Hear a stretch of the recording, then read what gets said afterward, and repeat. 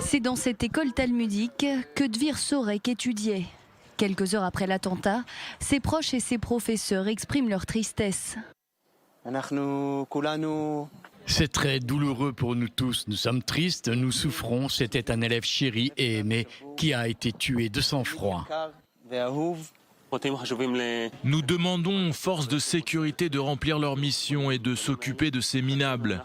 Mais de notre point de vue, ce qui compte, c'est qu'un homme a été tué, un homme qui était pour l'amour.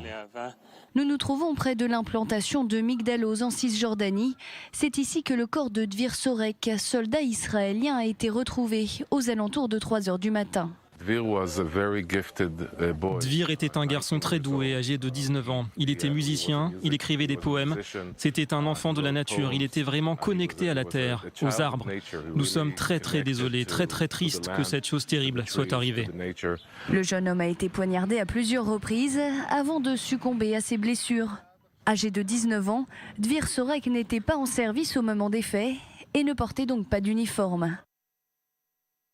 C'était quelqu'un d'exceptionnel, de très sensible, intelligent, humble, de qui émanait sagesse et tranquillité. C'est un homme qui, au début de l'année, a vu un arabe marcher dans la région avec un âne qui avait l'air malade. Alors il a proposé de racheter l'âne. Il a acheté, soigné et libéré. Il pensait toujours à la façon dont il pouvait exprimer sa gratitude. Mercredi soir, Dvir Sorek s'était rendu à Jérusalem pour acheter des livres. C'est sur le chemin du retour qu'il aurait été attaqué. Sans nouvelles, sa famille avait signalé sa disparition auprès de Tsahal. Si quelqu'un voit, a vu, a parlé ou a entendu Dvir Sorek après 19h40, qu'il m'envoie un message. Des dizaines de soldats et de policiers ont immédiatement été mobilisés. L'armée israélienne a renforcé ses troupes au sol sur l'ensemble de la Cisjordanie.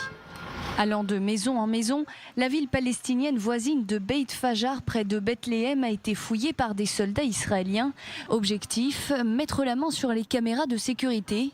Ces enregistrements vidéo pourraient en effet permettre d'identifier les mouvements de potentiels suspects.